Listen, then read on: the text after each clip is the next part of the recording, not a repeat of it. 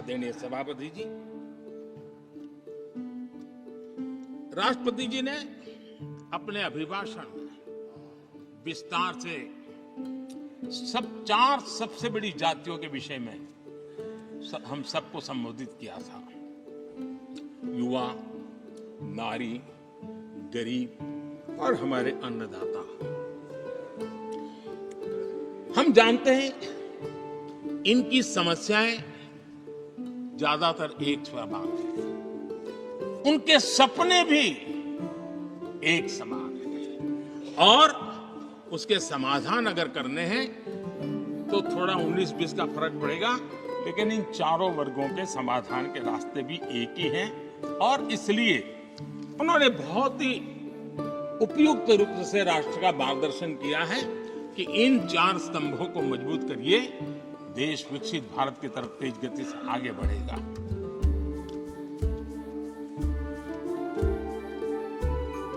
आदरणीय सभापति जी, अगर हम 21वीं सदी में हैं, हम विकसित भारत के सपनों को इसी सदी में 2047 तक सिद्ध करना चाहते हैं तो 20वीं सदी की सोच नहीं चल सकती। 20वीं सदी का स्वार्थी एजेंडा, मैं और मेरा वाला जो खेल है ना, वो 21वीं सदी में देश को समृद्ध नहीं, विकसित भारत नहीं बना सकता है। कांग्रेस इन दिनों काफी बातें हो रही जाति की, फिर से एक बार क्यों जरूरत पड़ गई उनको मैं तो नहीं जानता हूं, लेकिन अगर उनको जरूरत पड़ी है तो पहले जरा अपने गरिबान में झांके, उनको पता चलेगा क्या किया है।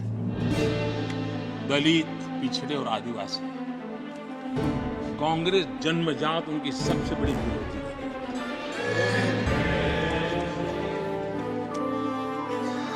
और मैं तो कभी कभी सोचता हूं जब बाबा साहब न होते तो शायद कि एससी एसटी को आरक्षण मिलता कि नहीं मिलता, ये भी मेरे मन में सवाल है। आदरणीय सभापति जी, और मैं ये कह रहा हूं, इसके पीछे मेरे पास प्रमाण है। इनकी सोच आज से नहीं, उस समय से ऐसी है, मेरे पास प्रमाण।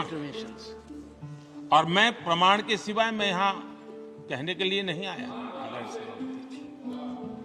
और जब बातें वहां से उठी हैं तो फिर तैयारी रखनी चाहिए उनको। मेरा परिचय तो हो चुका है, 10 साल हो गए।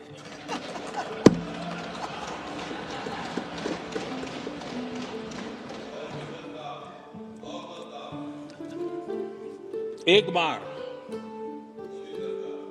और मैं आदरपूर्वक नेहरू जी को इन दिनों ज्यादा याद करता हूं, क्योंकि हमारे साथियों की अपेक्षा रहती है कि जरा उनको तो बोलो, कुछ तो बोल रहा थे।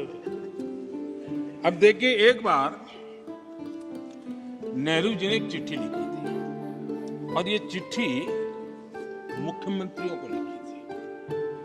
मैं उसका अनुवाद पढ़ रहा हूं। उन्होंने लिखा था, ये देश के प्रधानमंत्री पंडित नेहरू जी द्वारा उस समय के देश के मुख्यमंत्रियों को लिखी गई चिट्ठी है, ऑन रिकॉर्ड है। मैं अनुवाद पढ़ता हूं। मैं किसी भी आरक्षण को पसंद नहीं करता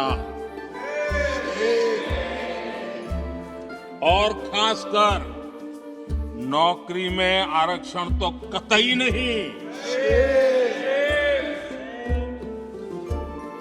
मैं ऐसे किसी भी कदम के खिलाफ हूं जो अकुशलता को बढ़ावा दे, जो दोयम दर्जे की तरफ ले जाए। ये पंडित नेहरू ने मुख्यमंत्रियों को लिखी हुई चिट्ठी है। और तब जाकर के मैं कहता हूं, ये जन्मजात इसके विरोधी है। नेहरू जी कहते थे, अगर एससी, एसटी, ओबीसी को नौकरियों में आरक्षण मिला सरकारी काम का स्तर गिर जाएगा। और आज जो आंकड़े गिनाते हैं ना कि इतने यहाँ है, इतने यहाँ है, उसका पूर्ण जोर दिया था। रिक्रूटमेंट ही मत करो। अगर उस समय सरकार में भर्ती हुई होती और वो प्रमोशन करते करते आगे बढ़ते तो आज यहाँ पर पहुंचते। सभापति जी, ये कोट में पढ़ रहा हूं, आप वेरीफाई कर सकते हैं। मैं पंडित नेहरू का कोट पढ़ रहा हूं।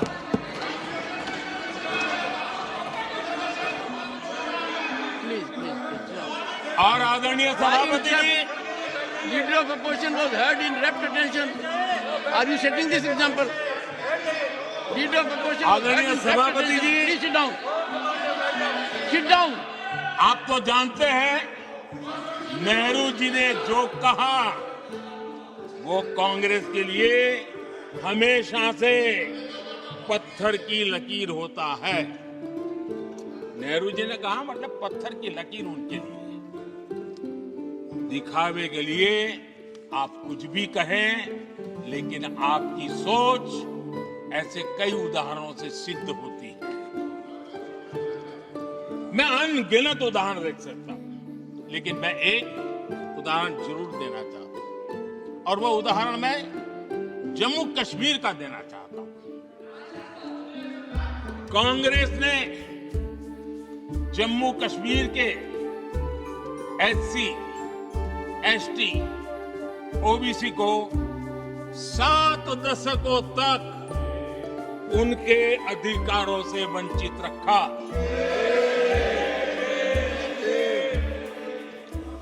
आर्टिकल 370 मैं हम कितनी जीतेंगे उसकी बात अभी नहीं कर रहा हूं। आर्टिकल 370 को निरस्त किया, तब जाकर के इतने दशकों के बाद एसटी, एसटी, ओबीसी को वो अधिकार मिले जो देश के लोगों को बरसों से मिले हुए थे, उसको रोक के रखा था। जम्मू कश्मीर में फॉरेस्ट राइट्स एक्ट को प्राप्त नहीं था। जम्मू कश्मीर में प्रिवेंशन ऑफ एट्रोसिटी एक्ट नहीं था। ये हमने 370 हटाकर ये अधिकार दिए।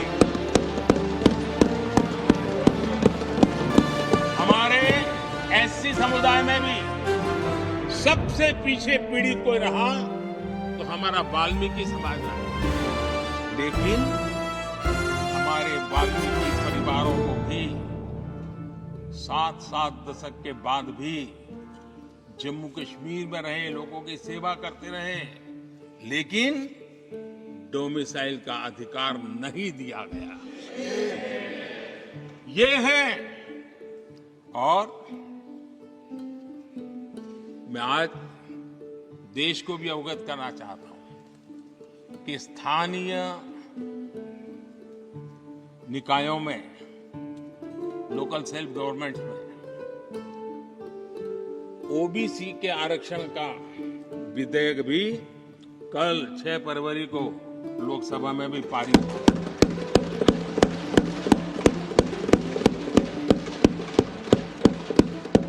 आदरणीय सभापति जी,